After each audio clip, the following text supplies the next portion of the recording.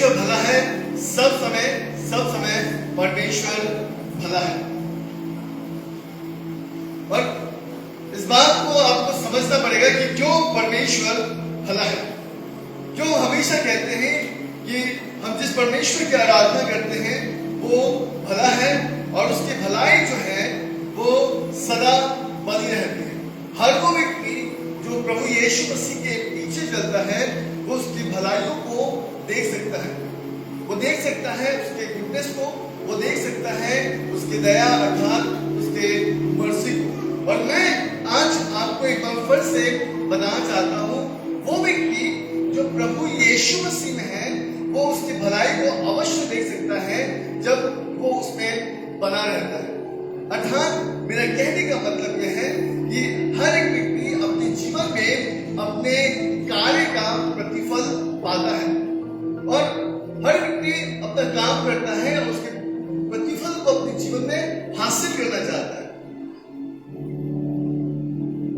और जब उसे उसका प्रतिफल नहीं मिलता है तो बहुत चिंता हो जाता है। कई बार ऐसे भी होता है ये व्यक्ति जो है काम करता है और उसे कई महीने तक पगार नहीं मिलता, अर्थात उसको जो उसका वेतन है, उसकी सैलरी जो है उसे नहीं मिलती और इस वजह से वो बहुत चिंतित होता है। लेकिन मैं आज आपको एक बात बताना चाहता हूँ कि हम जिस परमेश्वर की आराधना करते हैं वो इस प्रकार से कहता है कि हर एक मजदूर को उसकी मजदूरी मिलनी चाहिए। The labor is worthy of his wages। यानी कि व्यवस्था इस प्रकार से बताती है कि मजदूर अपनी मजदूरी का हकदार है और इसलिए उसे उसकी मजदूरी मिलनी चाहिए। जब आप मजदूरी के विषय में जब आप देखेंगे और उसे समझने की कोशिश करेंगे तो मैं वचन आपके लिए कोट करना चाहूंगा, पहला तिमुथी का किताब उसके 5वें अध्याय और उसके 18 वचन। और आप जब इस वचन को आप पढ़ेंगे तो वहां पर लिखा है क्योंकि पवित्र शास्त्र कहता है दाने वाले पैर का मुंह ना बांधना क्योंकि मजदूर अपनी मजदूरी का हकदार है। और इस अध्याय को जब आप पढ़ेंगे, जब तिमुथी की किताब को जब आप पढ़ेंगे तो तिमुथी की किताब से आपको कुछ प्रमुख बातें प्राप्त होगी और वो यह है कि पौलुस जो है तिमुथी के कलीसिया को उत्साहित करता है हर एक अच्छी बातों के लिए, हर एक अच्छे विषयों के लिए। और तिमुथी की कलीसिया जो थी वो कुछ झूठी शिक्षाओं के अधीन में थी और कुछ झूठी शिक्षाएं उस कलीसिया के अंदर चल रही थी। जिस प्रकार से आज कई बार एक व्यक्ति अपने जीवन में कई प्रकार की बातों को पकड़ता है, लेकिन अगर आप व्यवस्था की बातों को अगर आप पकड़ेंगे और तिमुथी की किताब उसके 5वें अध्याय को अगर आप देखेंगे तो ये वचन जो है प्राचीनों के विषय में लिखा गया है और न केवल प्राचीनों के विषय में लेकिन अविश्वासी और विश्वासियों के विषय में भी बताया गया है।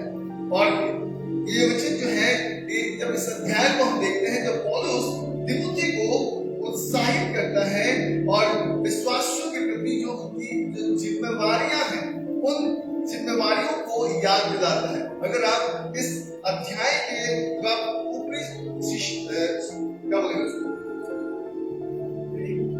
ऊपरी शीर्षक को आप पढ़ेंगे या हेडिंग को अगर आप देखेंगे तो वहां पे लिखा है कि विश्वासियों के प्रति जो जिम्मेदारी है, जो रिस्पॉन्सिबिलिटी है, एक विश्वासी के जीवन में जो रिस्पॉन्सिबिलिटी है, चाहे वो कलीसिया के प्रति हो, चाहे कलीसिया के याजक के प्रति हो या फिर परमेश्वर के प्रति हो, व्यवस्था बताती है कि हमें उस रिस्पॉन्सिबिलिटी के विषय में जो है तिमुथी की कलीसिया को पौलुस उत्साहित करते हैं इस पत्री के माध्यम से।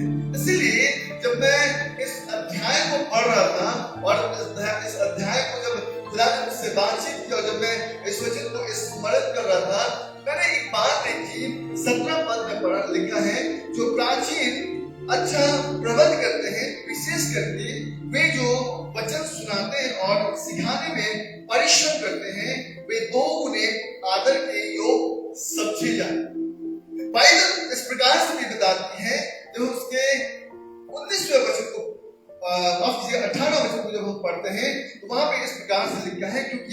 मजदूर अपनी मजदूरी का हकदार है।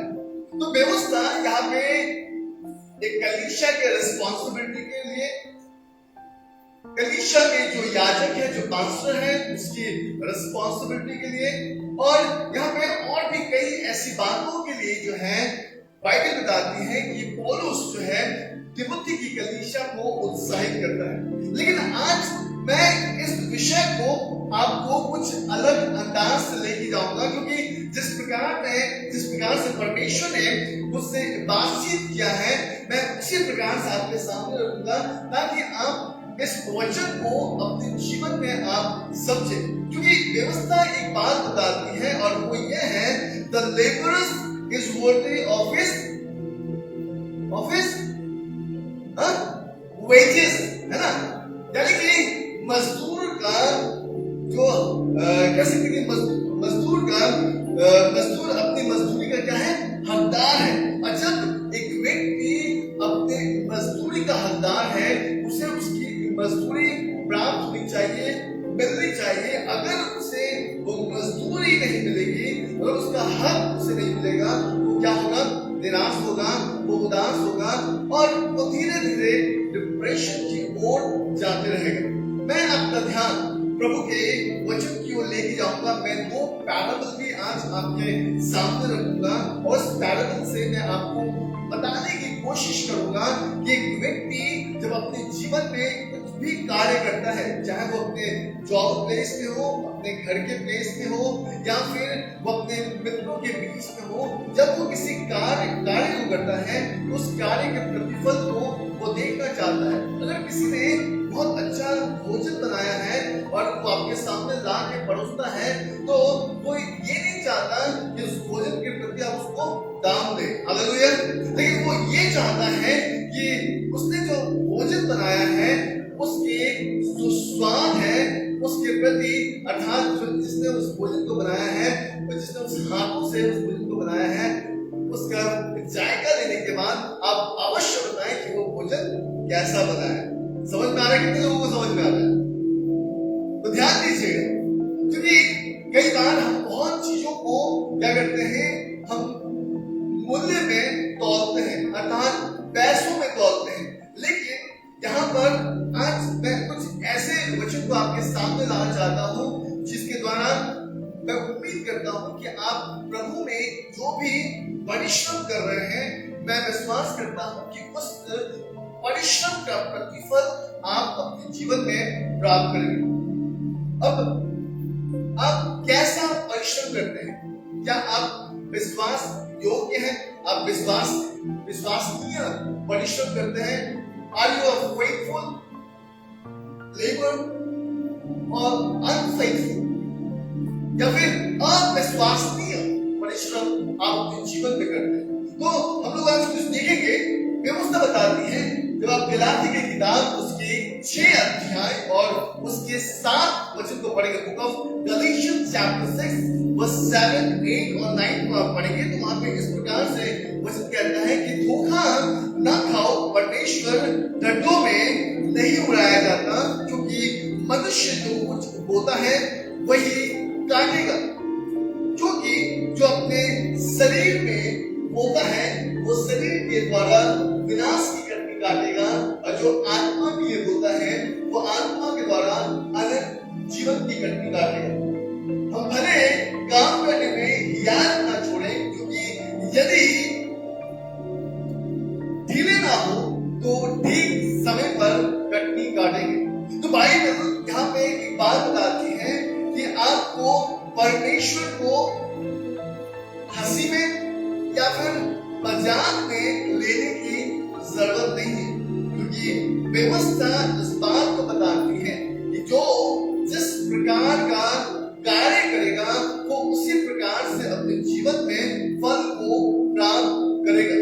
अब जब भी किसी पेड़ को आप देखते हैं, उस पेड़ को आप तभी पहचानते हैं जब उस पेड़ में फल आता है, क्योंकि बिना फल हम उस पेड़ को पहचान नहीं पाएंगे। मैं एक जगह गया और वहां पर गया, और उस बागान में बहुत से पेड़, और वहां पे 2 प्रकार के पेड़ लगे हुए, एक लीची का का पेड़ था और एक आम का पेड़। और जब मैं उस बागान में गया तो समझना बहुत मुश्किल था कि कौन लीची का पेड़ है और कौन आम का पेड़ है, क्योंकि दोनों की हाइट ऑलमोस्ट जो है वो सेम थी और दोनों के लिप्स जो है, जो पत्ते जो है वो ऑलमोस्ट सेम था। इसलिए आप अंदाजा नहीं लगा पाओगे कि कौन कौन सा पेड़ है। लेकिन जब उस पेड़ में जब फल उत्पन्न होता है तो उस फल के द्वारा हम इस बात का अंदाजा लगा सकते हैं कि वो पेड़ जो है कौन से फलों का है। तो व्यवस्था इस प्रकार से बताती है कि इस बात को आप याद रखिए कि जब हम खुदा में हैं, प्रभु में हैं और जब हम उसके वचन को हम सुनते हैं तो हमें उसके वचन को हास्य में यानी कि हंसी में यानी कि टड्डों में हमें उड़ाने की आवश्यकता नहीं, लेकिन हमें उस वचन को सुनने की आवश्यकता है। व्यवस्था इस प्रकार से बताती है कि हमें परमेश्वर के वचन को सुनने के लिए हमें तत्पर यानी कि हमारे कान खुले होने चाहिए।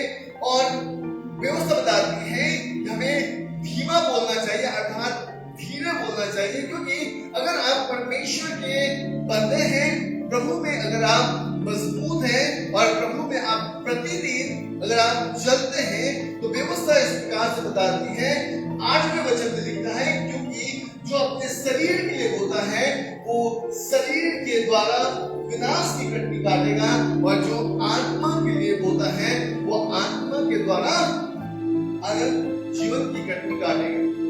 मत्ती की किताब उसके 6 अध्याय में एक वचन इस प्रकार से कहता है कि जहां तेरा धन है वहां तेरा मन लगा रहेगा, यानी कि जहां पर मेरा धन है।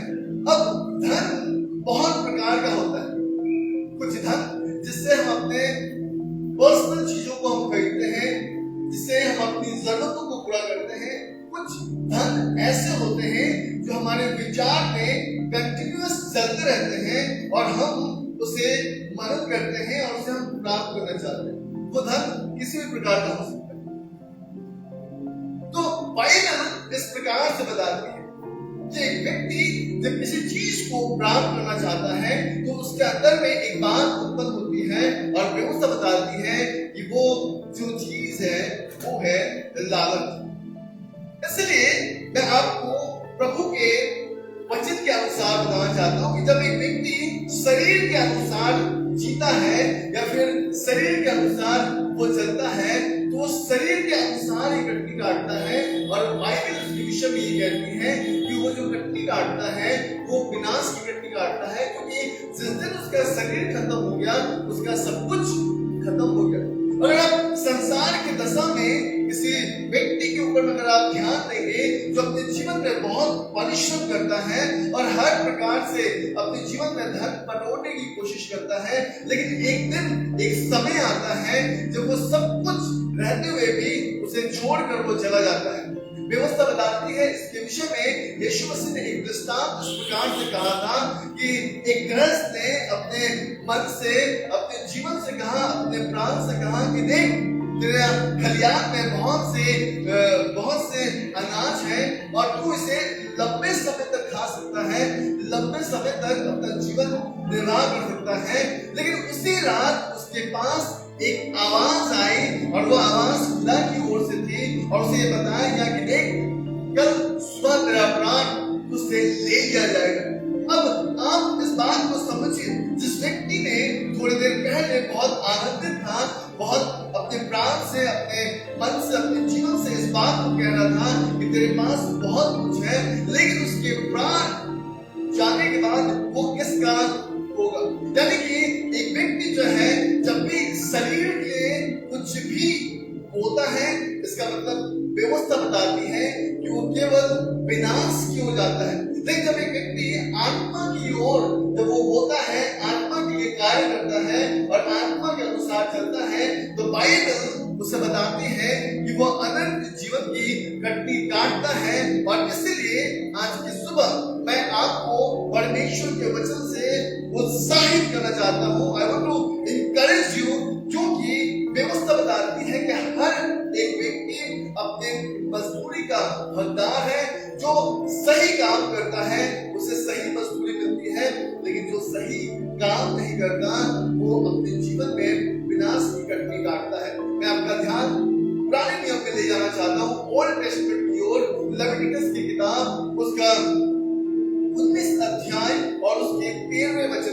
व्यवस्था की किताब उसका 19 अध्याय उसका 13 वचन आप मेरे साथ पढ़िएगा। और वहां पे बाइबल इस प्रकार से बताती है कि एक दूसरे पर अंधेरा ना करना और ना एक दूसरे को लूट लेना। मजदूर की मजदूरी तेरे पास सारी रात सवेरे तक ना रहने पाए। व्यवस्था बताती है, परमेश्वर का वचन इस प्रकार से कहता है कि हम एक दूसरे पर अंधेरा ना करना, यानी कि किसी भी प्रकार से हमें एक दूसरे के ऊपर में अंधेरा लाना नहीं है। अंधेरा का मतलब थोड़ा सा मैं आपको यहाँ पर बोलना चाहूंगा। जब हम अंधेरे की बात करते हैं तो बाइबल इस प्रकार से कहती है कि कभी भी किसी भी व्यक्ति के प्रति जब हम अपने अंदर में कार्य करते हैं, जैसे कि एक वचन में आपको कोट कर सकता हूं उसके विषय में, बुक ऑफ हिब्रू चैप्टर 13 और उसका 15 वचन, इब्रानी की किताब उसका 13 अध्याय और उसके 15 वचन में लिखा है कि तुम्हारा स्वभाव जो है वो लोभ रहित हो, क्योंकि परमेश्वर ने आप ही कहा है वो ना आपको छोड़ेगा और ना ही आपको त्यागेगा। इसलिए कभी भी किसी के ऊपर में अंधेरा मत करना। अगर कोई आपसे मजदूरी पाता है, उसकी मजदूरी को रखने की जरूरत नहीं है, उसके जीवन में अंधेरा मत कर। और ना ही वहां पे इस प्रकार से लिखा है, ना ही एक दूसरे को लूटने की कोशिश कर। कई बार क्या होता है ना कि हम लोगों को लूटते हैं, और पता है क्यों? अपने वीकनेसेस दिखाकर हम दिखाते हैं कि हमारे पास ये जरूरतें हैं, हमारे पास ये आवश्यकताएं हैं, और इन आवश्यकताओं के द्वारा हम सामने वाले व्यक्ति को क्या करते हैं, उसके माइंड को डाइवर्ट करना चाहते हैं और हम चाहते हैं कि वो हमें सहायता करे।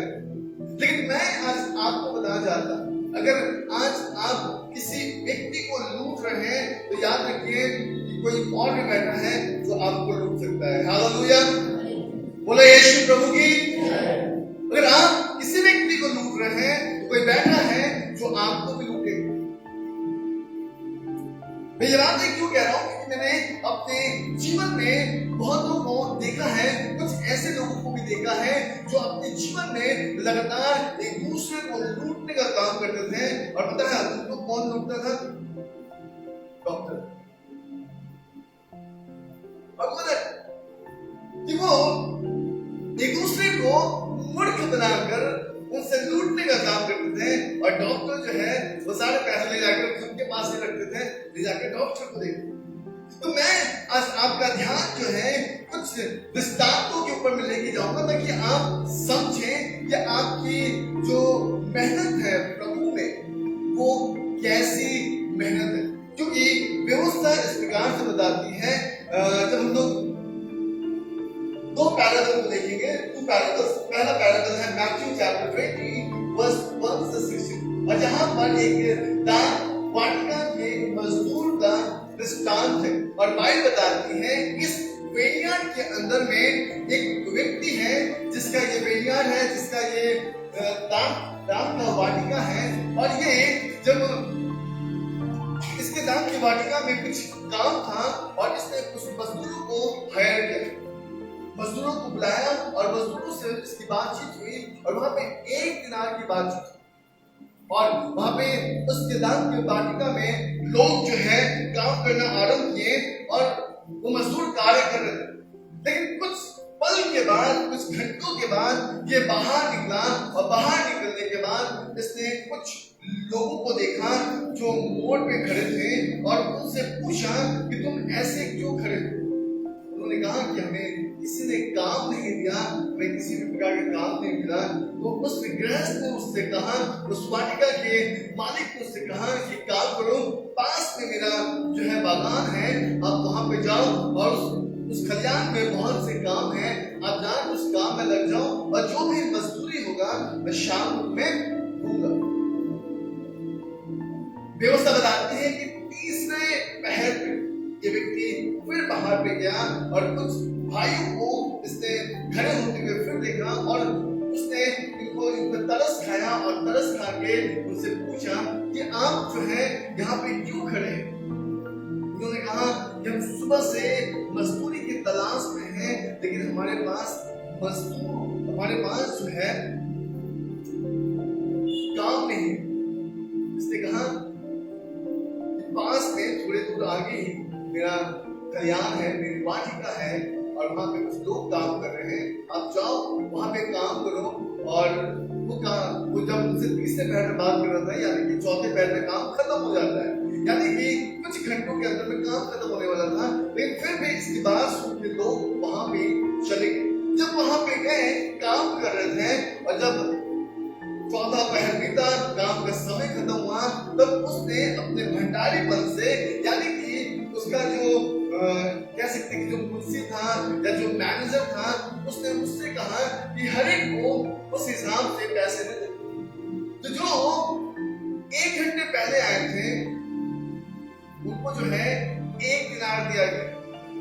पीछे वाला सोचा कि हम तो 2 पहर से काम कर रहे हैं, हमें तो ज्यादा मिलेगा, और जो सुबह से काम कर रहे थे उनको लगा कि जब उसको ज्यादा मिलेगा तो हमें भी ज्यादा मिलेगा।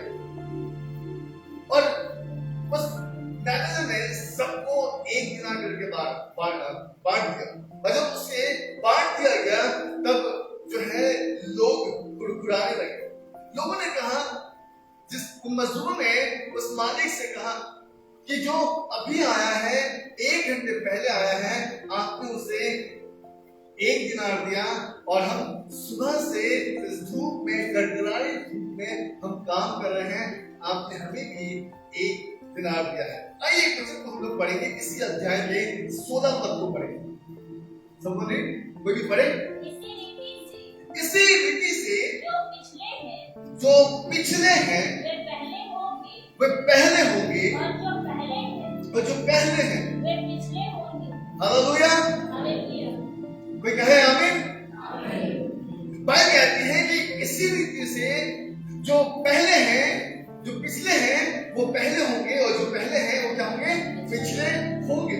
अब ध्यान दीजिएगा, वो व्यक्ति जब उन दान की बारी में उन मजदूरों को भेजा, तो उन मजदूरों पे अगर आप देखेंगे तो तीन प्रकार के मजदूर गए थे। एक मजदूर थे जो सुबह से वहां पे थे, एक मजदूर वो थे जो दोपहर में आए थे, और एक मजदूर वो थे जो तीसरे पहर में आए थे, क्योंकि चौथे पहर में काम खत्म हो जाता है। तो यहाँ पर 3 मजदूरों को हम देखते हैं।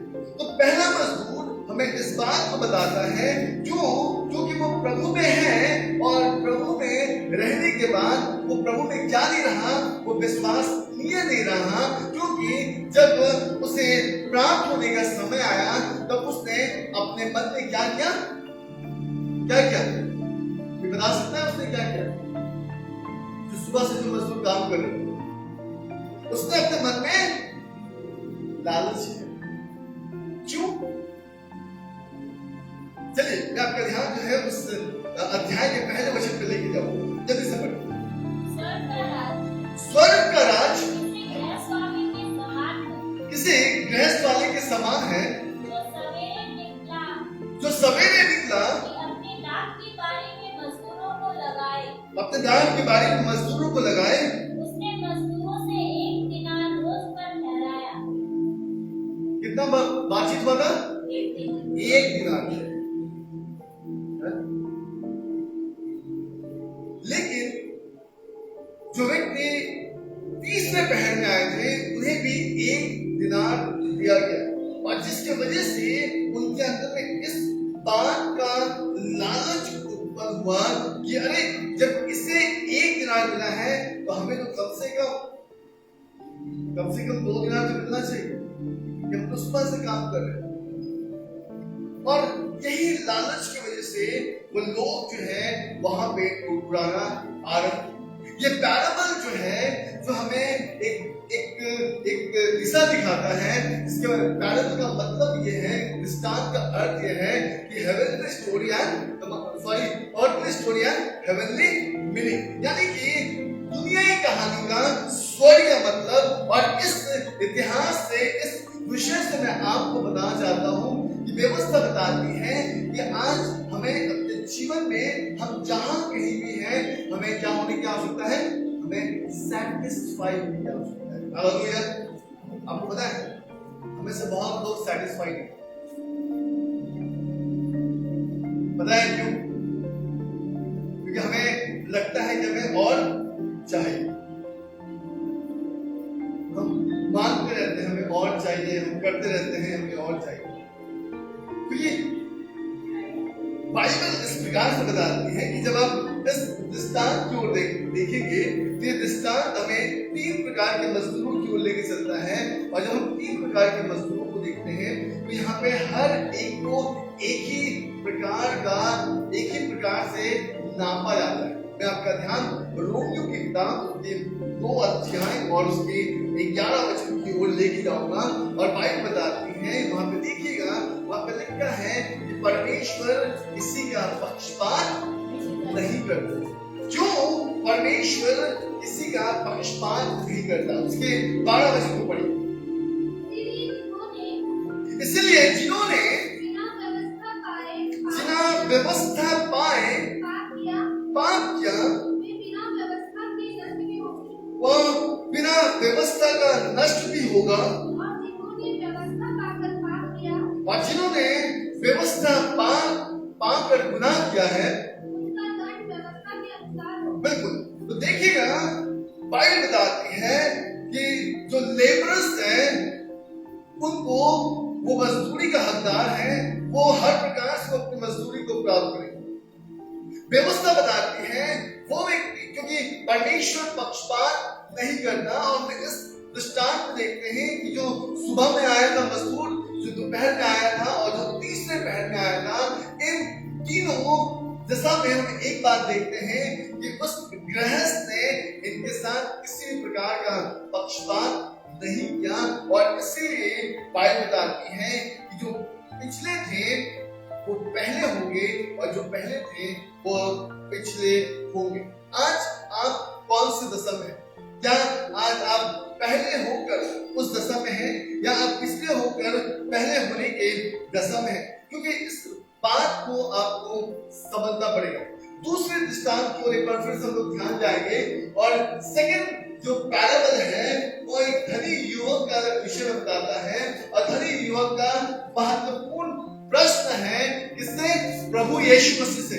और उस युवक ने यीशु मसीह से पूछा कि हे प्रभु, हे उत्तम गुरु, मुझे एक बात बता कि मैं अनंत जीवन का भागी किस प्रकार हो सकता हूँ।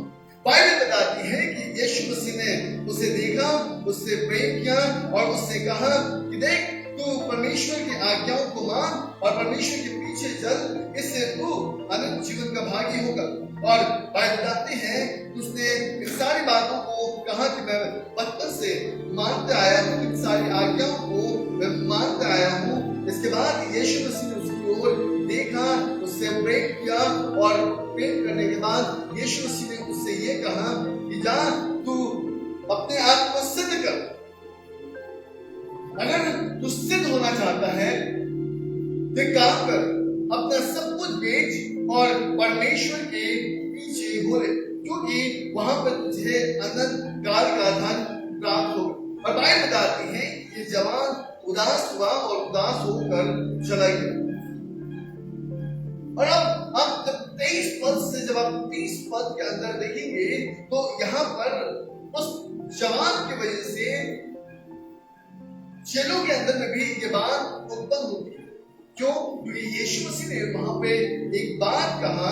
यीशु मसीह ने कहा, तब वहां पर देखिए 23 पद में लिखा है कि तब यीशु ने अपने चेलों से कहा, मैं तुमसे सच कहना चाहता हूं कि धनवान का स्वर्ग के राज में प्रवेश करना कठिन है। जब यीशु मसीह ने ये कहा तो चेलों के अंदर में भगदड़ मच गया और चेले बहुत व्याकुल हो गए कि वो इस बात को जाने कि फिर कौन परमेश्वर के राज में प्रवेश कर सकता है। अब मैं थोड़ा सा यहाँ पे पीछे हटना चाहता हूँ, आपको बताना चाहता हूँ कि जब धनवान के विषय में जिक्र आता है तो याद रखिएगा ये धनवान उस व्यक्ति के विषय में कहा जा रहा है जो अपना सब कुछ छोड़कर परमेश्वर के पीछे नहीं होता। धनवान का अर्थ ये नहीं है कि जिसके पास बहुत धन है। हालेलुया, मेरी बातों को आप समझिएगा। धनवान का अर्थ यह है कि अगर एक व्यक्ति यीशु मसीह के पीछे हो लेता है तो व्यवस्था बताती है, लूका की किताब उसके 9 अध्याय उसके 23 वचन में लिखा है, यीशु मसीह अपने चेलों से कहते हैं कि अगर तुम मेरे पीछे चलना चाहते हो तो अपना इनकार करो और प्रतिदिन अपना क्रूस उठाकर मेरे पीछे हो लो। यानी कि व्यवस्था बहुत साफ रूप से इस बात को बताती है कि अगर हम उस अनंत जीवन को अगर हम देखना चाहते हैं तो हमें आवश्यकता है कि हम अपने सब कुछ प्रभु के सामने हम समर्पित करें। अर्थात जब हम समर्पित करने की बात करते हैं तब हमारे माइंड में एक चीज चलता है कि सामने वाला प्रचारक जो है उसका तात्पर्य क्या है, वो कहना क्या चाहता है कि हम सब कुछ समर्पित करें। तो मैं आज आपको खुदा में अर्थात प्रभु में उत्साहित करना चाहूंगा और मैं आपको बताना चाहता हूं कि ये दृष्टांत एक बात कहती है कि अगर हम प्रभु से किसी बात को हम छुपा कर रखते हैं तो याद रखिएगा कि हमारा परमेश्वर के राज में प्रवेश करना अनहोना है। क्योंकि लूका की किताब उसके 9 अध्याय और उसका 62 वचन इस प्रकार से कहता है कि अगर एक व्यक्ति अपना हाथ हल पर रखकर पीछे मुड़ कर देखता है तो परमेश्वर के राज का योग नहीं होता, क्योंकि उसने उसको छुपा कर रखा है, वो बार बार उसको देखना चाहता है। मैं आपका ध्यान और एक व्यक्ति की ओर ले जाना चाहूंगा, लूत की पत्नी की ओर, जहां पर जब सदोम गमोरा को नाश किया जा रहा था और लूत उसके परिवार को यह कहा गया था कि सामने भाग और पीछे मुड़कर मत देखना। लेकिन लूत की पत्नी का मन जो है उसके घर पे लगा हुआ था, उसके संपत्ति पे लगा हुआ था, उसके धन पे लगा हुआ था और यही कारण था कि लूत की पत्नी जो है भागते भागते उसके मन में व्याकुलता आई और वो पीछे मुड़ के देखी और बाइबल बताती है कि वो नमक का खंभा बन गई। व्यवस्था बताती है कि आज वो व्यक्ति जो अपना सब कुछ खुदा के सामने खोल कर नहीं रखता, वो व्यक्ति जो अपना सब कुछ परमेश्वर को समर्पित नहीं करता, व्यवस्था इस प्रकार से बताती है वो उस नवयुवक के समान है जिसने यीशु मसीह की बातों को ठुकरा कर और वहां से चला गया। व्यवस्था बताती है आज हर वो व्यक्ति अपने जीवन में उदास है, निराश है, जिसने प्रतिदिन यीशु मसीह के कहे हुए शब्दों को ठुकराया है और उसने अपने जीवन में उस उदासी को प्रतिदिन पाया है। उसका केवल एकमात्र जरिया यह है, एकमात्र कारण यह है कि उसने हमेशा अपने काम का प्रतिफल पाया है, क्योंकि उसने अपने जीवन को संपूर्ण रूप से प्रभु के सामने समर्पित नहीं किया है। तो मैं आज इन 2 कारणों के द्वारा केवल आपको एक बात बताना चाहता हूँ, वो ये है कि आप जिस प्रकार की मजदूरी करेंगे उसी प्रकार का आप हकदार भी बनेंगे। लेकिन पौलुस एक बात कहते हैं, जब आप पहला कुरिन्थियों की किताब उसका 15 अध्याय और उसके 58 वचन 58 स्क्रिप्चर्स को पढ़ेंगे, वहां पे लिखा है कि इसलिए हे मेरे भाइयों दृढ़ और अटल रहो और प्रभु के काम में सर्वदा क्या करो, बढ़ते जाओ, क्योंकि ये जानते हो कि तुम्हारा परिश्रम प्रभु में व्यर्थ नहीं है। याद रखिए, व्यवस्था बताती है कि प्रभु में तुम्हारा परिश्रम व्यर्थ नहीं है। यानी कि आप कैसा परिश्रम करते हैं। बहुत लोग कहते हैं कि हम दुआ करते हैं, हम प्रार्थना करते हैं, लेकिन हमारी प्रार्थना का उत्तर नहीं मिलता है। आपको एक बार जरूर चेकआउट करना पड़ेगा, देखना पड़ेगा, अपने आप को चेक करना पड़ेगा कि आपका परिश्रम प्रभु के सामने कैसा है। क्योंकि मैं आज आपको बताना चाहता हूँ कि बाइबल बताती है कि परमेश्वर कभी किसी का कर्जदार नहीं हुआ है। हालेलुया। हम मनुष्य हमेशा कर्जदार है, लेकिन परमेश्वर कभी हमारा कर्जदार नहीं होता है। व्यवस्था बताती है कि जो जिस प्रकार से खुदा के पास मेहनत करता है, जो जिस प्रकार से खुदा में कार्य करता है, परमेश्वर उसको उसी प्रकार फलस्वरूप उसका आंसर भी देता है। इसलिए देखिएगा यूहन्ना की किताब उसके 16 अध्याय उसके 24 वचन में लिखा है, प्रभु यीशु मसीह कहते हैं कि तुमने मांगा नहीं है इसलिए तुम्हारा आनंद पूरा नहीं हो रहा है, मांगो कि तुम्हारा आनंद पूरा होने वाला है। आपको पता है जब हम सुनते हैं कि मांगो, है ना, तो हम क्या करते हैं, अपना पूरा पिटारा बोलते हैं, लिस्ट बोलते हैं और फिर जो है मांगना स्टार्ट करते हैं। लेकिन हम भूल जाते हैं कि हम क्या मांग रहे हैं, हम किससे मांग रहे हैं। क्या परमेश्वर सांसारिक चीजों को देने वाला है? सोचिए इस बात, क्योंकि मैं हमेशा इस बात को सोचता हूं, अगर मेरे जीवन में किसी बात की घटी है और मैं प्रभु को कहूंगा कि प्रभु ये कर दे, प्रभु करेगा क्या? प्रभु मुझे जॉब दे, जॉब दे, जॉब दे। प्रभु जॉब देगा क्या? नहीं देगा प्रभु जॉब। क्यों नहीं देगा?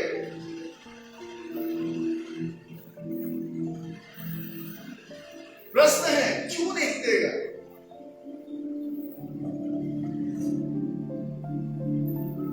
वे बता सकते हैं क्यों नहीं देगा परमेश्वर जॉब? परमेश्वर जॉब देने के लिए बैठा है क्या? लो बेटा ये जॉब तुम ले लो। प्रभु एक सुंदर लड़की चाहिए, प्रभु सुंदर एक पत्नी चाहिए मुझे, प्रभु एक अच्छा कैरियर चाहिए, मैं एक अच्छा घर में रहना चाहता हूं। परमेश्वर देगा क्या आपको? मैं आपको कहता हूं कि नहीं देगा, एकदम नहीं देगा। क्यों नहीं देगा परमेश्वर? तो आपका प्रश्न होगा। हमने तो हमेशा सुना है कि परमेश्वर से मांगो तो तुम्हें मिलेगा। हम डिजर्व नहीं करते हैं और हम उसे मांग रहे हैं। मेरे पास एक भाई आया और उसने मुझसे कहा, पास्टर अपना कार की चाबी दीजिए, मैं वो गाड़ी चलाऊंगा। मैंने कहा कि बिल्कुल, मुझे बताओ कि तुम्हें चलाना आता है? मैंने चलाया है, बहुत साल पहले चलाया। मैंने कहा अच्छा ठीक है। उसने दोबारा मुझसे कहा, पास्टर चाबी धीरे चलाएं, एक राउंड मार रहा हूं। मैंने कहा भैया मैं आपको नहीं दे सकता। उसने कहा क्यों? मैंने कहा मैं आपको ट्रस्ट नहीं करती, क्योंकि आप कौन से जमाना में चलाए हो, अभी मैं आपको दिया और आप किसी को भी मार के आ गए। आपको पता है पुलिस आकर मेरी मदद। मैं आज आपको बताना चाहता हूं, इस बात को आप समझिए कि हम परमेश्वर से मांगते हैं तो क्या मांगते हैं, हमें परमेश्वर से क्या मांगने की जरूरत है। चलिए मैं थोड़ा सा हट कर थोड़ा सा जाऊंगा। मत्ती की किताब उसके 7वें अध्याय में जल्दी से खोलिए।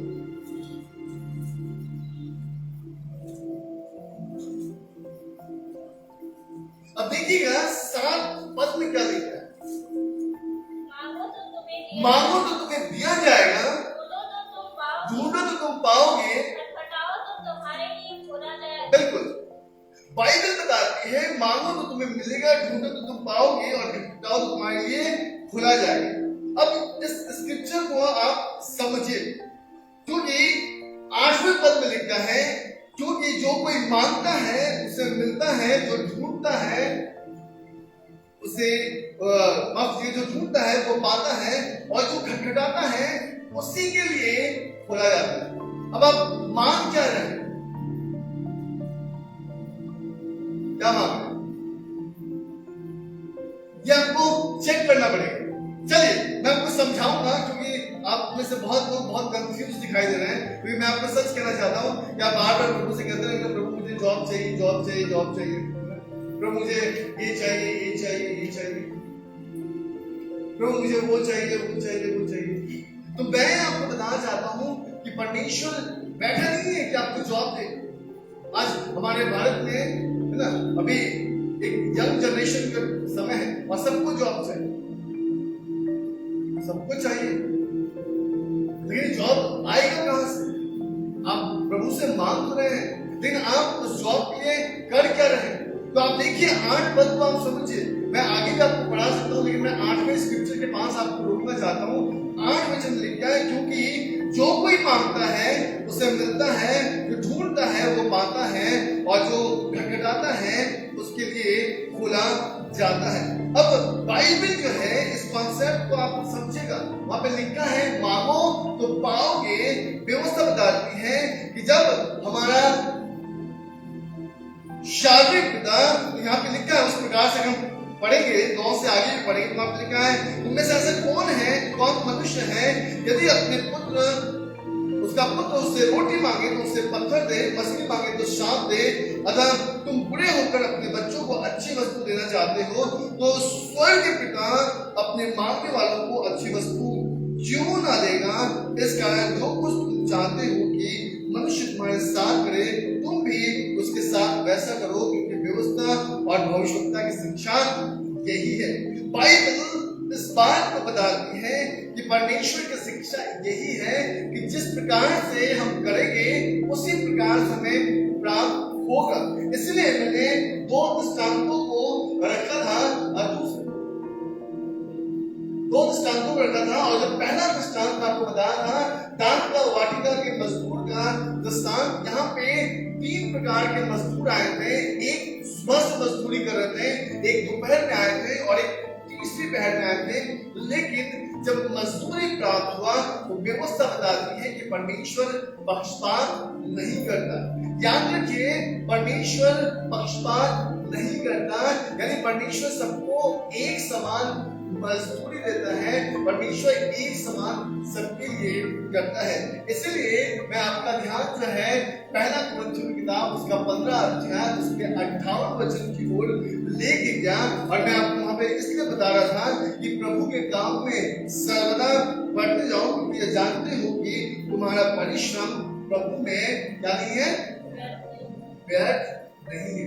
इसलिए मैं आपको बताना चाहता हूँ कि 19 अध्याय में जब मैं दूसरा दृष्टांत कह रहा था, दूसरा दृष्टांत कह रहा था एक धनी युवक के विषय में, जब उसका एक महत्वपूर्ण प्रश्न प्रभु यीशु मसीह के पास पहुंचा, तो उस प्रश्न के बाद जो है पतरस ने भी एक प्रश्न पूछा है यीशु मसीह से। और आपको पता है पतरस ने क्या प्रश्न पूछा था? आप मैथ्यू चैप्टर 19 में आइए और उसके 25 वचन को आप पढ़िए। यह सुनकर चेलों ने बहुत चकित होकर कहा, फिर किसका उद्धार हो सकता है? यीशु ने उसकी ओर देखकर कहा, मनुष्य से तो नहीं हो सकता, परंतु परमेश्वर से सब कुछ हो सकता है। इस पर पतरस ने यीशु मसीह से पूछा कि देख, हम तो सब कुछ छोड़ के तेरे पीछे हो लिए हैं, तो हमें क्या मिलेगा? यीशु ने उससे कहा, मैं तुमसे सच कहना चाहता हूँ कि नई सृष्टि में जब मनुष्य का पुत्र अपनी महिमा के सिंहासन पर बैठेगा, तो तुम भी जो मेरे पीछे हो लिए हो 12 सिंहासन पर बैठकर इस्राएल के 12 गोत्रों का न्याय करोगे। और जिस किसी ने घरों या भाइयों या बहनों या पिता या माता या बाल बच्चों या खेतों या मेरे नाम के लिए छोड़ दिया है, उसको 100 गुना मिलेगा और वो अनंत जीवन का अधिकारी हो। अधिकारी कौन? वो व्यक्ति जिसने सब कुछ छोड़ दिया है, ना कि वो व्यक्ति जो सब कुछ पकड़ना चाहता है। इसलिए मैं आपको बोल रहा था, इसलिए मैं आपको बता रहा था कि अगर प्रभु से कहेंगे प्रभु हमें जॉब दे, प्रभु जॉब देगा नहीं, उसके लिए आपको उस प्रकार से अपने आप को बनाना पड़ेगा। कि बाइबल इस प्रकार से कहती है कि मजदूर को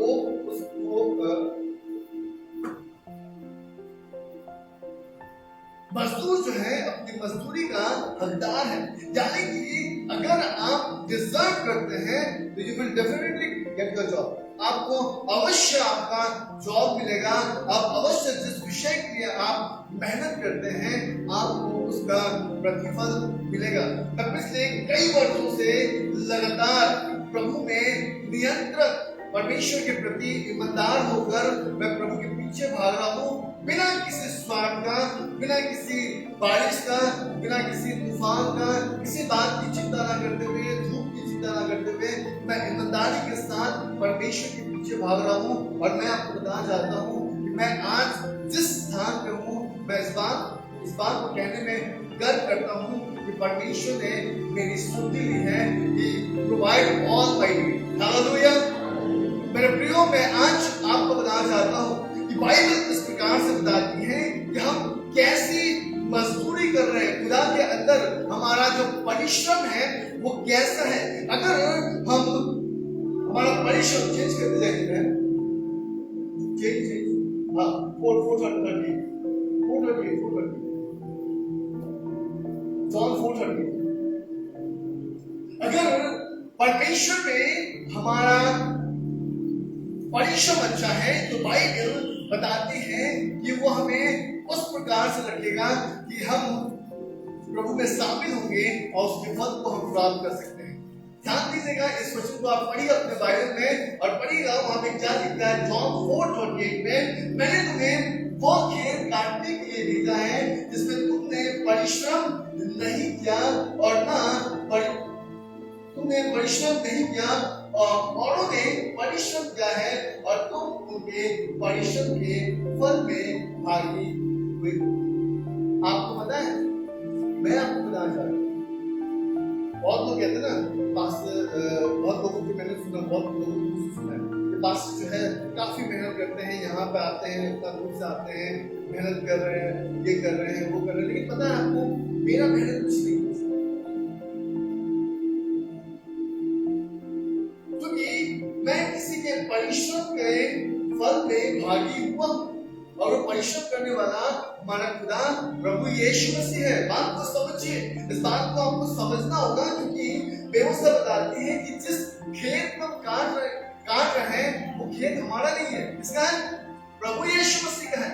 इसलिए व्यवस्था बताती है कि बुलाए हुए बहुत हैं परंतु थोड़े में चुने हुए बहुत थोड़े हैं। few are chosen। और क्यों? क्योंकि व्यवस्था बताती है कि उनको इसलिए बुलाया गया है ताकि उस खेत में वो फसल काट सके, उस हार्वेस्ट को वो कर सके। और बाइबल बताती है कि आज हमें इस बात को समझना पड़ेगा कि हम किस प्रकार से हम प्रभु में मेहनत कर रहे हैं, किस प्रकार से प्रभु में काम कर रहे हैं। What kind of labor you are doing? आप किस प्रकार का परिश्रम कर रहे हैं। अगर आज आपका परिश्रम प्रभु में अच्छा है, मैं आपको बताना चाहता हूँ, आप अपने बाइबल में गलातियन चैप्टर 6:9 को आप एकदम हाइलाइटर से हाइलाइट कीजिए, क्योंकि मैं आपको बताना चाहता हूँ वहां पे किस प्रकार से लिखा है कि अगर हम ढीले ना हुए तो सही समय पर कटनी को काटेंगे। व्यवस्था बताती है, परमेश्वर का वचन बहुत साफ से बताता है कि आज हम किस प्रकार का परिश्रम कर रहे हैं। हमें देखने की जरूरत है, जानने की जरूरत है, क्योंकि मैं आपको बताना चाहता हूं कि अगर आज यहाँ पर मेरे बोलने के द्वारा, मेरे आपके घर में विजिट करने के द्वारा अगर आप यहाँ पे आ रहे हैं, मैं आपको बताना चाहता हूँ कि आपके आने का परिश्रम बेकार है। लेकिन अगर आज आप खुद स्वयं यीशु मसीह से मिलने के लिए आए हैं, आज आप उसके वर्ड को सुनने के लिए आए हैं, आप आज उसको ढूंढ रहे हैं, तो मैं आपको बताना चाहता हूँ कि आप अवश्य पाएंगे। यही तो बाइबल बताती है मैथ्यू चैप्टर 7:7 को कि मांगोगे तुम्हें मिलेगा, ढूंढोगे तो तुम पाओगे और खटखटाओगे तो तुम्हारे लिए खोल दिया जाएगा। बाइबल बताती है कि आज हमें इस बात को समझने की आवश्यकता है। दो लोगों को आपके सामने आज रखना चाहता हूँ। आई नो कि टाइम थोड़ा ज्यादा हो रहा है, लेकिन मैं दो लोगों को आपके सामने रखना चाहता हूँ। बहुत शॉर्ट में मैं कोशिश करूंगा खत्म करने का, क्योंकि बाइबल बताती है विश्वसनीय और अविश्वसनीय हम किस प्रकार का कार्य कर रहे हैं। हम क्या प्रभु में फेथफुली काम कर रहे हैं, या फिर हम अविश्वसनीय हैं, हम बस आ रहे हैं क्योंकि मेरी मम्मी विश्वास करती है इसलिए मैं विश्वास करती हूँ, मेरी पत्नी विश्वास करती है तो मैं आ रहा हूँ, मेरा पति विश्वास करता है तो मैं आ रहा हूँ। आपको पता है यही सब। मैं परसों एक बहन के घर पे बैठा हुआ था और उस बहन ने एक भाई को फोन किया और कहा कि मैंने तुम्हें बताया था कि पास्टर हमारे घर पे आने वाले हैं और वो तुम्हारे लिए प्रार्थना करेंगे और तुम जिस प्रॉब्लम में फंसे हो उस प्रॉब्लम से बाहर निकलो। तो उस भाई ने कहा कि अभी तो मैं नहीं आ सकता, एक काम करो ना, आप ही प्रार्थना कर लो और मेरे तरफ से भी प्रार्थना कर लो। तो बहन ने उसको बहुत अच्छा आंसर दिया। बहन ने कहा कि मैं तो तुम्हारे लिए प्रार्थना करती हूँ, लेकिन अगर तुम आओगे है ना, तो पास्टर जो है तुम्हारे लिए प्रार्थना करेंगे। आपको पता है कि कई बार हम दूसरे के थाली से खाना बहुत ज्यादा पसंद है। आप देखिएगा, हमने खाना खा लिया, हमारा पेट भरा हुआ है, लेकिन सामने वाला व्यक्ति खाना खा रहा है, घर पे आप पता नहीं आप क्यों इतनी मुझे नहीं पता, मैंने बहुत बार किया जैसे घर पे कोई खा रहा है और चिप्स खा रहा है या फिर पापड़ है, तो मैं उधर से आया, उनके प्लेट से पापड़ थोड़ा क्या तो सब शरीर में नहीं बदमाश। तो मैंने ऐसे किया है, पता है क्यों? क्योंकि मैं इस बात को जानता हूँ, जब बैठे हुए हैं हकीकत खुलना नहीं चाहते। कई बार हमें दूसरों की प्लेट से खाना बहुत अच्छा लगता है। हम चाहते कि हम आएंगे, आप प्रार्थना कर दो ना, आप प्रार्थना करिए, आप तो धर्मी हो, मुझे धर्मी होने का क्या जरूरत है? आप धर्मी हो, आप मेरे लिए कर दो, आपके द्वारा मेरे जीवन में आशीष होगा। कुछ नहीं मिलेगा। तो गांव में सब बोलते ठेका मिलेगा, ठेका समझते हैं हम, कुछ नहीं मिलेगा, बिल्कुल नहीं मिलेगा। मैं आपको बता रहा हूँ, उम्मीद खो दीजिए, आपको जॉब मिलेगा, आपको ये मिलेगा, प्रभु में कुछ नहीं मिलेगा। अगर आप उस प्रकार से नहीं है, आप कुछ भी प्राप्त नहीं करेंगे।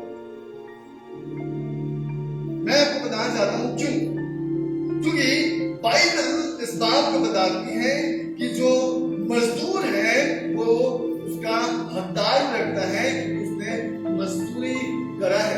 अगर आप सचमुच प्रभु के पीछे भाग रहे हैं, तो मैं आपको बताना चाहता हूं कि आपको कुछ करने की आवश्यकता नहीं, केवल उसके किंगडम में पांव रखने की जरूरत है, उसके घर में झुकने की जरूरत है।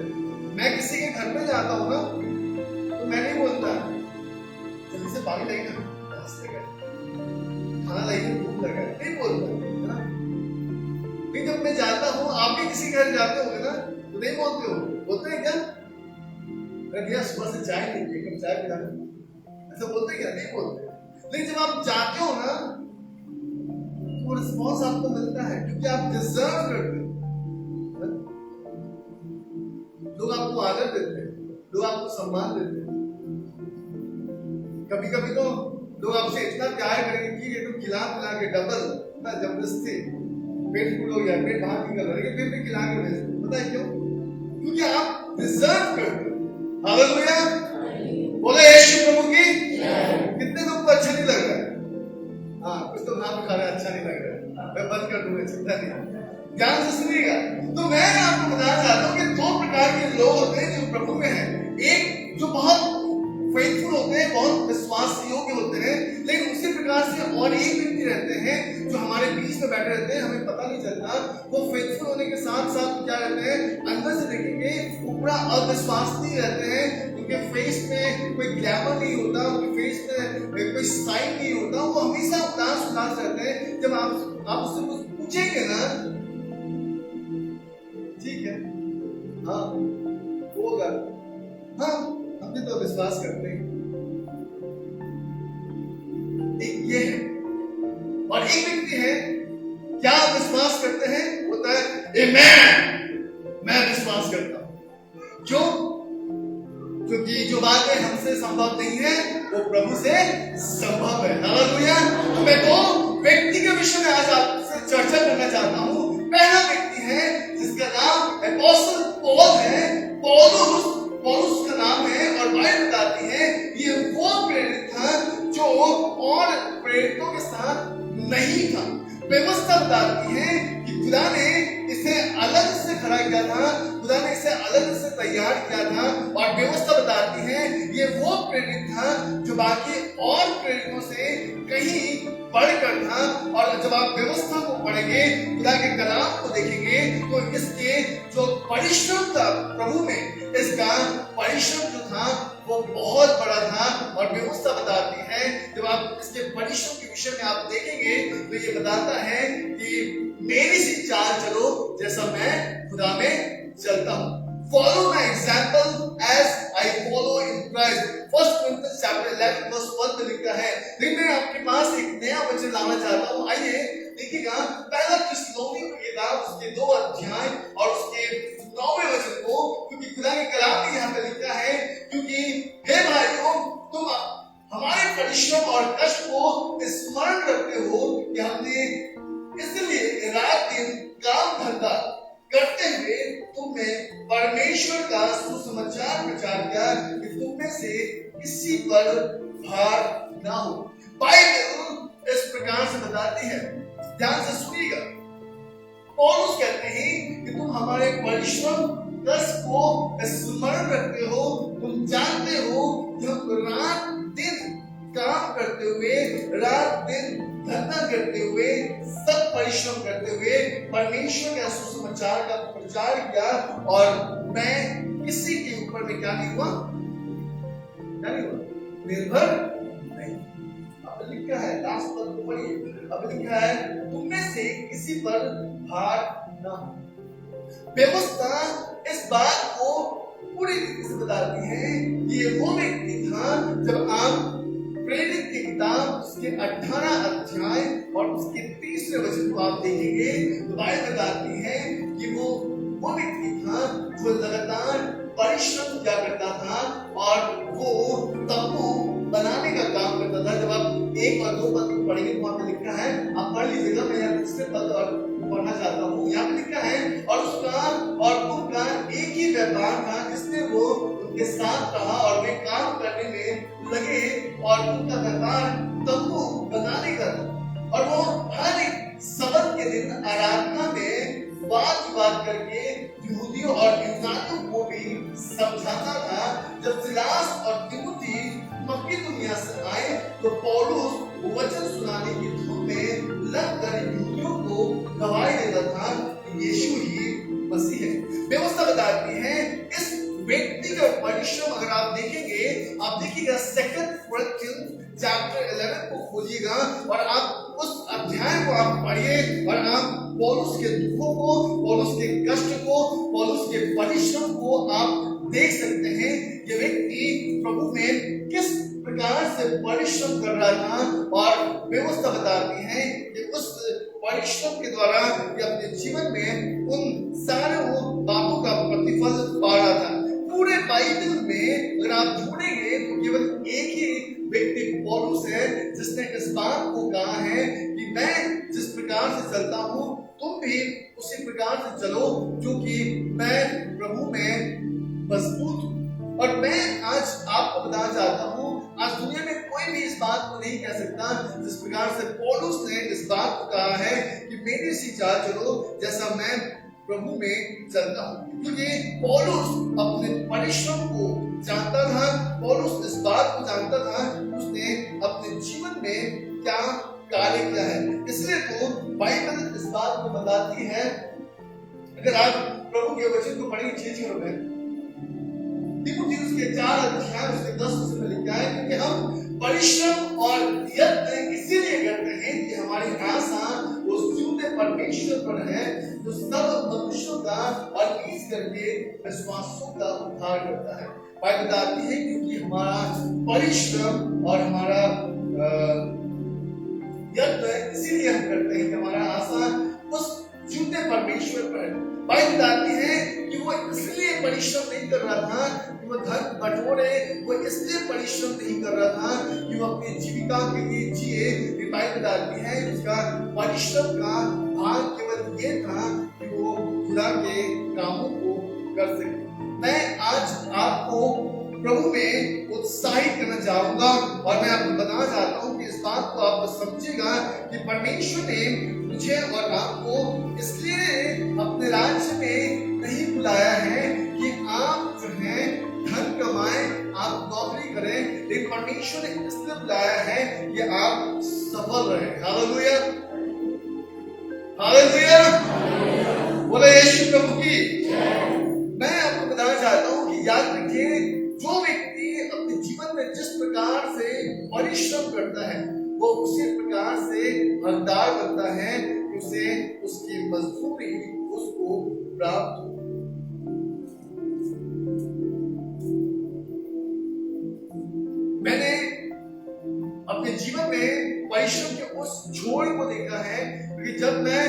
परिश्रम कर रहा था, जब मैं प्रभु में बढ़ रहा था, तो मैंने बहुत सी ऐसी बातों को अपने जीवन में होते हुए देखा और मैं प्रभु से पीछे हट सकता था, लेकिन मैंने प्रभु के हाथों को थाम के रखा था कि मैं जानता था कि मैं जिसमें परिश्रम कर रहा हूँ वो मेरे परिश्रम को व्यर्थ नहीं होने देगा। इसलिए तो पहला कुरिन्थियों की किताब उसका 15 अध्याय उसके 58 वचन में लिखा है, इसलिए हे मेरे प्रिय भाइयों, दृढ़ और अटल रहो और प्रभु के काम में सर्वदा बढ़ते जाओ, ये जानते हो कि प्रभु में तुम्हारा परिश्रम व्यर्थ नहीं है। आप ध्यान दीजिएगा, 19 अध्याय को मत्ती उसके 19 अध्याय और उसके 25 से लेकर 27 वचन को पढ़ेगा, माफ कीजिए 30 वचन तक पढ़ेगा और आप इस बात को समझिएगा। जब पतरस ने यीशु मसीह से प्रश्न पूछा कि हम सब कुछ छोड़ कर आए हैं और हमें क्या मिलेगा, बाइबल बताती है पतरस को प्रभु ने वो प्रमुख बातें बताई जो कोई नहीं जानता था। और व्यवस्था बताती है कि जब न्याय सिंहासन के सम्मुख, जब मैं न्याय सिंहासन पर बैठूंगा तो तुम उस वक्त मेरे साथ उन 12 प्राचीनों के साथ अर्थात 12 गोत्रों के साथ और 12 गोत्रों के साथ तुम बैठोगे और उन 12 गोत्रों का क्या करोगे, न्याय करोगे। व्यवस्था बताती है, आप प्रकाशित वाक्य को पढ़ेगा, वहां पे 24 प्राचीन के विषय में बताया गया है। बाइबल इस प्रकार से बताती है कि आज हमें इस बात को अवश्य झांकने की आवश्यकता है कि हम प्रभु में कैसा परिश्रम कर रहे हैं। मैं आपका ध्यान प्रेरित की किताब उसके 20 अध्याय के 35 को ले जाना चाहूंगा, जहां पे पौलुस इस प्रकार से कहते हैं, मैं तुम्हें सब कुछ करके दिखाया, सब कुछ करके दिखाया। कौन कौन सी बातों को? कितने लोग गलाती के पुस्तक इफिसियों की किताब को पढ़े?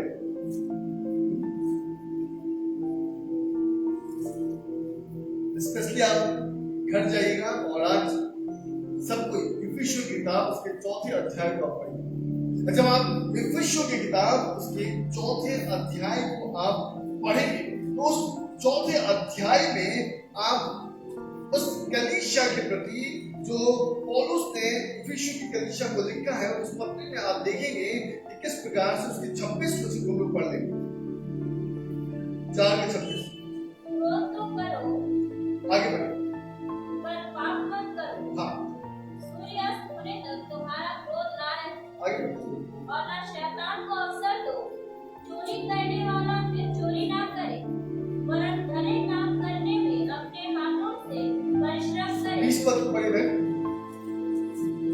पर तुमने मसीह की ऐसी शिक्षा नहीं पाई, हाँ वरन तुमने सचमुच उसी की सुनी हाँ और जैसा यीशु में सत्य है उसी में सिखाए भी गए। बस अब देखिएगा, जब बहन ने 26 वचन से पढ़े थे तो वहां पे लिखा है कि क्रोध तो करो और पाप मत करो, सूर्य अस्त होने से पहले तुम्हारा क्रोध शांत होता है। लेकिन जब हम 20 पद को हम पढ़ रहे थे तो वहां पे लिखा है कि तुमने मसीह में ऐसी शिक्षा नहीं पाई। हम किस प्रकार की शिक्षा नहीं पाए? भाई कहते हैं बड़े तुमने सचमुच उसमें सुनी और जैसे यीशु में सत्य है उसी में सिखाए भी गए।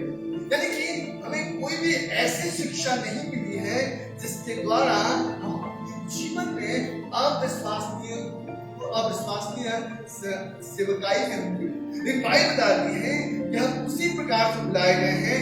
ये बाइबल हमें साफ तरीके से बताती है। जब हम पहला तिमोथी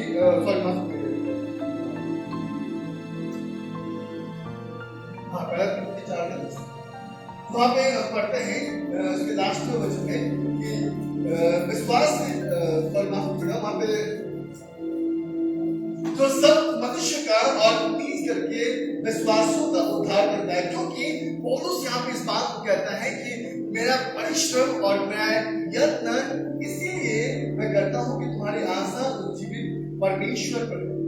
व्यवस्था बताती है कि अगर हम कोई कार्य कर रहे हैं तो याद रखिए, इस बात को हमेशा मेंशन में रखिएगा, अपने दिमाग में रखिएगा कि हम काम जो कर रहे हैं वो खुद के लिए नहीं कर रहे हैं, वो हम प्रभु के लिए कर रहे हैं। अगर आज हम जॉब कर रहे हैं तो परमेश्वर ने हमें भला चंगा रखा है, अच्छा रखा है, इसलिए हम जॉब कर रहे हैं, इसलिए हम जॉब नहीं कर रहे हैं क्यों? कि हम अच्छे हैं। मैं आपको बताना चाहता हूं कि जब हम पौलुस के परिश्रम का हम बात करते हैं तो पौलुस इस बात को कहता है 20 के 35 वचन में कि मैंने तुम्हें हर बात से दिखाया है कि किस रीति से परिश्रम करते हुए निर्बलताओं को संभालना और प्रभु यीशु मसीह की बातें स्मरण रखना अवश्य है कि उसने आप ही कहा है लेने से बिना धन्य है। यानी कि बाइबल इस बात को कहती है। आप जब पौलुस की शिक्षाओं को पढ़ेंगे, जब इफिसियों की किताब को आप पढ़ेंगे तो आप में लिखा है क्रोध मत करो, पाप मत करो, सूर्य अस्त होने से पहले तुम्हारा क्रोध शांत हो जाना चाहिए, प्रभु में परिश्रम करो, गंदी बातें मत बोलो। ये सारी बातें कलीसिया को सिखाया गया है। क्यों? क्योंकि अगर आप इफिसियों की किताब को आप पढ़ेंगे तो 4थे अध्याय में 2 बातों का बहुत महत्वपूर्ण जोड़ दिया गया है इस किताब के ऊपर में। वो है मसीह के देह में एकता और मसीह के नया जीवन। यानी कि पौलुस सारी शिक्षाओं को जो है प्रेरित की किताब उसके 20 के 35 वचन में हमें दिखाता है कि मैंने तुम्हें सब कुछ करके दिखाया है। और इसीलिए मैं आज आपको बताना चाहता हूं कि आप जैसा मेहनत करेंगे प्रभु में, उसी प्रकार से आप अपने जीवन में फल को भी देखते हुए जाएंगे। मैंने आरंभ में कहा था कि पेड़ जो है पहचाना नहीं जाता, जब उस पर फल होता है तो पहचाना जाता है वो किस प्रकार का पेड़ है। हालेलुया। कितने लोगों को समझ में आ रहा है? आखिरी कैरेक्टर के पास लेके जाऊंगा मैं आपको। निकालिए मेरे साथ 2 पीटर चैप्टर 2 वर्स 15। और आप देखिएगा यहाँ पे एक व्यक्ति के विषय में जिक्र है और वहां पे लिखा है वे सीधे मार्ग को छोड़कर भटक गए हैं और बोआर के पुत्र बिलाम के मार्ग पर हो दिए हैं, जिसने अधर्म की मजदूरी को प्रिय जाना था। अधर्म की मजदूरी को। अब इस व्यक्ति का नाम क्या था? तो बाइबल बताती है इस व्यक्ति का नाम बिलाम है। अगर आप झूठ को पढ़ेंगे, उसके एक ही अध्याय उसमें रेवलेशन से पहले, प्रकाशित वाक्य से पहले उसके एक अध्याय उसके 11 वचन को पढ़ेंगे जल्दी से। उन पर हाय क्योंकि वे गेंद की चाल चलते हैं और मजदूरी के लिए गुलाम के समान भ्रष्ट हो गए और कोरा के समान विरोध करके नष्ट हुए। तो बाइबल बताती है हाय उस व्यक्ति के लिए जिसने थोड़े से पैसों के लिए अपने आप को क्या कर दिया? भ्रष्ट कर दिया। अपने आप को क्या कर दिया? हम थोड़े पैसों के लिए पता है अपना ईमान खो देते हैं, थोड़ा सा पैसा। और वो थोड़े से पैसे जो हैं हमें लोगों के सामने आप देखिएगा कि हम किस प्रकार से कभी-कभी एम्बैरस भी हो जाते हैं। मैं आपको बताना चाहता हूँ एक टाइम था जब मैं जॉब करता था और मैं एक नॉर्मल बिलीवर था और जब मैं जॉब करता था उस वक्त जो है मेरा जो टीम लीडर था वो मुझे बोलता था कि आप संडे को छुट्टी नहीं ले सकते हैं, आपको आना ही पड़ेगा। और वो मुझे मेरे ऊपर मुझे प्रेशराइज करता था। तो मैं एक उसको कहा, मैंने उस टाइम में अय्यूब की किताब पढ़ रहा था। अय्यूब ने कहा था धन्य है जिसने दिया उसने ले लिया, उसका नाम धन्य हो। मैंने कहा उसको, मुझे तुरंत जैसे मेरे टीम लीडर ने मुझे कहा कि आपको आना ही पड़ेगा, मैंने उसको कहा जॉब प्रभु ने दिया है, प्रभु ले लेगा, मुझे फर्क नहीं पड़ता, लेकिन मैं जा रहा हूँ, मैं आऊंगा नहीं। और मैं सैटरडे को गया और पूरा संडे मोबाइल स्विच ऑफ किया और मंडे गया तो मुझे पता था कि मेरे अगेंस्ट में कुछ ना कुछ काम होगा, लेकिन मैं गया तो कैजुअल था, कुछ भी नहीं था, बहुत आराम था, किसी ने कुछ नहीं कहा। तो मेरे अंदर एक फियर था कि मैं जाऊंगा तो हो सकता है कि मुझे जो है वहां से हटा दिया जाएगा, मुझे उससे डाउन कर दिया जाएगा। तो मैं बहुत बार सोच रहा था, लेकिन पता है कुछ भी नहीं हुआ। जब मैंने स्टेप उठाया तो कई बार आपको पता है हम स्टेप उठाने में हम डरते हैं, अपने कदम उठाने में हम डरते हैं। बाइबल बताती है बिलाम के विषय में वे सीधे मार्ग को छोड़कर भटक गए और द्वार के विरुद्ध बिलाम के मार्ग पर हो गए, जिसने अधर्म की मजदूरी को मिले जाना था। ये वो व्यक्ति था जिसका नाम भविष्यवक्ताओं के साथ जुड़ता था। ये वो व्यक्ति था जो परमेश्वर के बहुत करीब था। लेकिन बाइबल बताती है कि इस व्यक्ति ने थोड़े से पैसों के लिए इसने अपने आप को परमेश्वर से दूर करके रखा था। आज संसार में लोग क्यों प्रभु से दूर है? आपको पता है, थोड़ी थोड़ी चीज, सब कुछ के लिए थोड़ी थोड़ी बात, और यही थोड़ी थोड़ी बातें हमें परमेश्वर के उपस्थिति में आने में रुकावटें डालती हैं। मैं आपका ध्यान प्रकाशित वाक्य की किताब और उसके 2 अध्याय उसके 14 वचन को ले जाऊंगा। मैं समाप्त करूंगा, केवल 2 वचन की ओर आपका ध्यान रखूंगा। यहाँ पर लिखा है, पर मुझे तेरे विरुद्ध कुछ बातें कहनी है, क्योंकि तेरे यहाँ कुछ तो ऐसा है जो बिलाम की शिक्षाओं को मानते हैं। बाइबल बताती है कि कुछ ऐसे भी लोग हैं आज प्रभु में जो अभी भी बिलाम की शिक्षाओं पर मन लगाते हैं। मैं आपको सच कहना चाहता हूँ, मैं जब तिमुथी की किताब को पढ़ रहा था, उसके 5वें अध्याय जब उसका 18 वचन मेरे पास आया, तो मैं बोला कि ये क्या है। जब मैं उस पूरे अध्याय को पढ़ा तो उस अध्याय से मुझे इस बात को मैं समझा कि ये प्रभु के लोगों के लिए है, ये कलीसिया के रिस्पॉन्सिबिलिटी के लिए है, अर्थात जो बिलीवर्स हैं, कलीसिया में जो विश्वासी हैं, उनके लिए है कि वो कलीसिया के याजक का, कलीसिया के प्रति उनकी रिस्पॉन्सिबिलिटी क्या है। लेकिन जब मैं इस वचन को लेकर जब मैं पढ़ने लगा, मनन करने लगा, तो प्रभु ने मुझे वहां से निकालकर मुझे इस जगह पे लाके खड़ा कर दिया कि आज हम प्रभु में कैसे परिश्रम कर रहे हैं, क्योंकि जो जैसा परिश्रम करेगा वो उसी प्रकार का हकदार भी होगा। याद रखिए, बाइबल बताती है, जब मैं आपका ध्यान मत्ती की किताब उसके 20 अध्याय और उसके 1 से 16 वचन की ओर लेके गया, जहां पर 3 प्रकार के मजदूर आते हैं, लेकिन हर किसी के लिए उस गृहस्थ के अंदर में पक्षपात नहीं था। उसने ये नहीं कहा कि जिसने जो तीसरे पहर में आया है मैं उसको 1 दिनार नहीं दूं, उसने उसे भी 1 दिनार दिया, क्योंकि उसने कहा कि क्या मेरा धन है, मुझे अधिकार नहीं, मैं जिसको चाहूं उतना दूं। याद रखिए, ये परमेश्वर का राज्य है। मैं आपको बताना चाहता हूं, यहाँ पर बैठा हुआ हर एक व्यक्ति को परमेश्वर मुझसे भी कहीं ज्यादा इस्तेमाल कर सकता है। क्यों? क्योंकि ये मेरा नहीं, ये परमेश्वर का राज्य है। हालेलुया।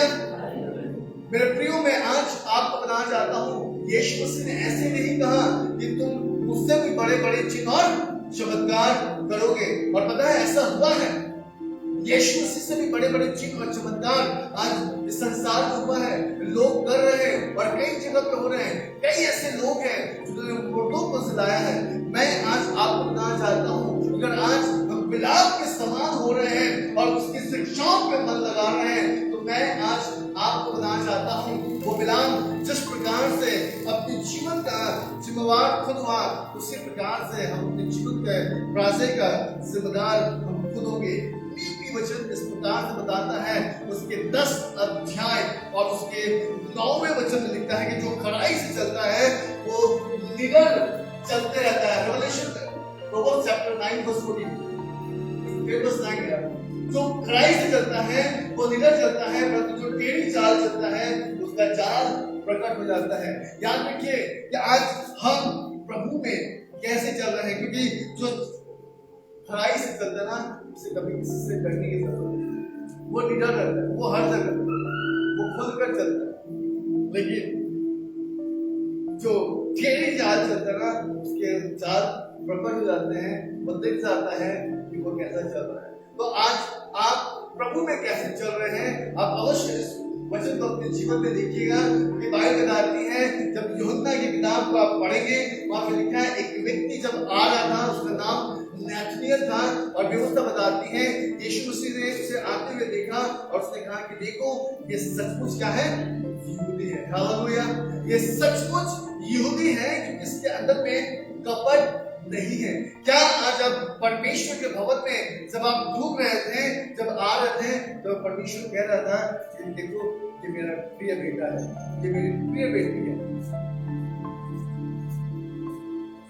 क्या आप इस आवाज को सुनते हैं? क्या इस आवाज को आप सुनना चाहते हैं? हालेलुया। अगर आप सुनना चाहते हैं तो मैं आज आपको बताना चाहता हूँ, एक वचन पढ़िएगा होशे चैप्टर 14 वर्स 9 को, जहां पर बाइबल इस प्रकार से बताता है कि जो बुद्धिमानी हो वो इन बातों को समझेगा, जो प्रवीण हो वह इन्हें पूछ सकेगा, क्योंकि यहोवा के मार्ग सीधे हैं और धर्मी उसमें चलते रहेंगे, परंतु अपराधी उसमें ठोकर खा के गिरेंगे। तो मैं आज आपको बताना चाहता हूँ, मुझे नहीं पता कि आज आप में से कितने लोगों ने आज का वचन को समझा है, लेकिन मैं आपको बताना चाहता हूँ कि जो बुद्धिमान है वो समझे, जो प्रवीण है वो जानेगा, वो इन बातों को पूछ सकेगा, क्योंकि यहोवा के मार्ग सीधे हैं, उसका मार्ग टेढ़ा नहीं।